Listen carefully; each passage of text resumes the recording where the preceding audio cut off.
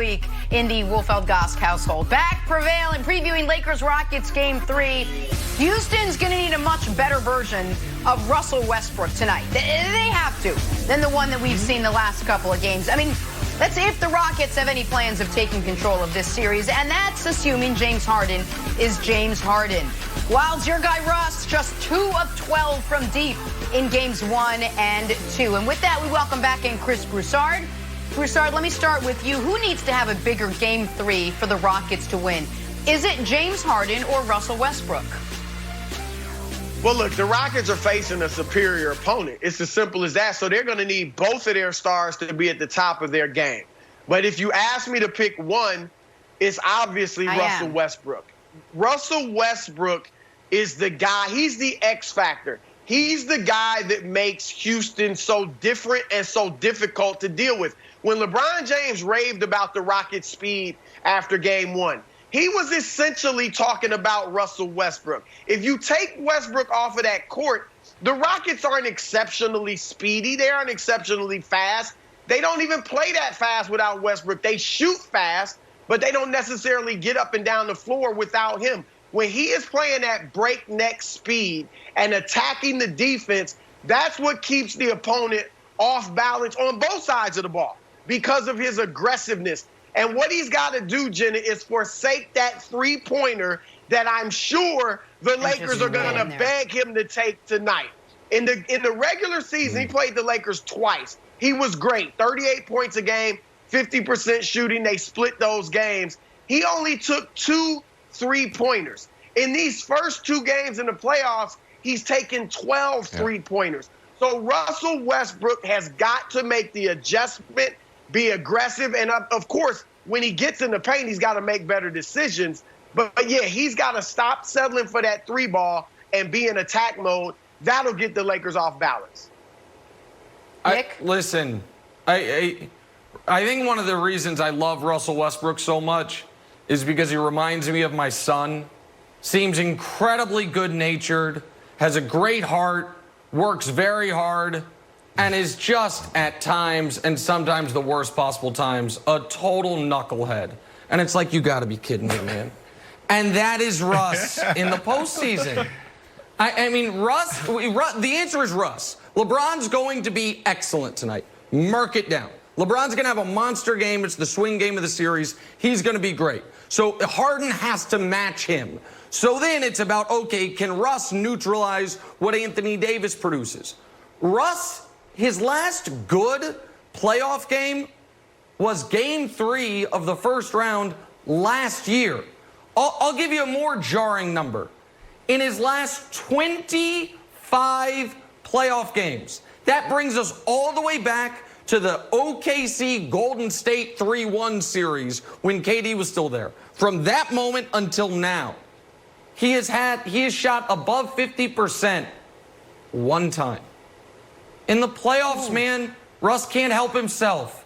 Once in his last 25 playoff games, he's been above 50%. And that's threes, non-three. He just is who he is. And I love him, and I root for him. But I also don't think the Rockets can win tonight because I think LeBron's going to be exceptional tonight without Russ playing well. And it's just if you're betting, Brandon, on Russ playing well over his playoff career, we have to. More often than not, you come up short. Yeah, it's not even close, Nick. It has to come down to Russell Westbrook. He'll determine not only the outcome of this game, but this series. I mean, there's a lot we can learn from Russ. Confidence, get back up, get knocked down, get back up, get knocked down, get back up. I mean, this guy, I mean, when you talk about mental toughness, when you talk about sports psychology, he has it. Someone asked him after, I think, Game 2, they asked him, hey, you had a bad game. He said, what bad game? Right? Like, that's what you want out of your players. Short memory, get to the next play, get to the next game. But there comes a point where you have to understand that you're hurting your team, Now, I respect Russ for everything he's already done and what he's accomplished, but right now in this moment, Russ has to find a way to contribute on the defensive end, will continue to contribute on the defensive end, crash the boards, and get his teammates involved. That's what we need to see out of Russ. I remember playing with Amari Stoudemire in AAU basketball, Team Nike, and we were actually playing in a bubble. We were playing at Wide World of Sports in Orlando, Florida. And we drive up to this big competition. We're playing against Team Adidas. We're Team Nike. We got the Atlanta Celtics. We have all these who's who in AAU basketball. And I was playing like crap. I couldn't find the bottom of the net. Everything was off. Amari Stoudemire looked at me. He said, Brandon, focus on defense. Get rebounds. We got you. We'll get you in position. And that's what needs to happen with Westbrook. So if he can do that, I think they'll have a chance to win this game.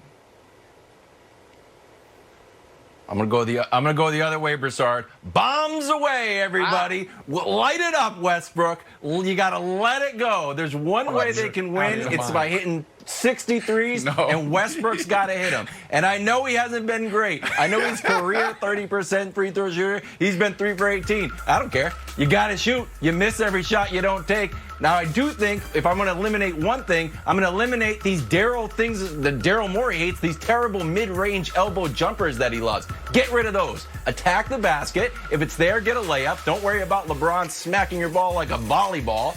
And then take some threes, buddy. It'll even out. You got to shoot. He's got to do it. Nick, we talked about it. There's one way they can win. They got to win on the math. And I said they were going to hit 60. They didn't. They hit 53. Third most ever. We didn't even talk about it on the show. Hey, we attempted the third most threes of all time. And we didn't talk about it. It's like, oh, they got to do it. We just need a few more. But Russ, if we're going to go that route, Russ got to take them. Go. But here's where you're wrong. Russ doesn't have to take them. Because they set that record in a game I think Russ wasn't even playing when he was hurt early. Like Broussard, if I'm the Rockets, everyone has a green light to shoot except Russ. And Russ, if he gets the ball at the three-point line, he's the only guy who is going to first step try to get to the rim. And then the defense collapses, and then he kicks it out. When this micro ball was working, Broussard, it was working because Russ, for the first time in his career, had great shooting around him. He was attacking and kicking it to it, or attacking and going to the rim. That's what he's got to do. But his seasons have ended in the last few years. Well, especially Broussard, his seasons have ended with him. There was a game where he took 18 threes and a game where he took 19 threes in OKC. He likes to shoot the damn three ball in the playoffs. It's just not a good idea for him, Broussard. Light it up. But nobody's going to tell him to stop, Broussard. Wilds, I'll try to find a silver lining in what you said. All the other Rockets bomb away. Russ, no way. But his legacy is on the – he's a Hall of Famer. We all know that, all-time great. But his postseason, Nick hit it on the head. His last 4 postseasons, including this one, he's below 40% shooting, all out in the first round since Kevin Durant left. Yeah. That is going to be a big but on Russ's legacy if he can't turn this thing around in the playoffs. All right, Russ, if you're watching, we had some friendly advice for you.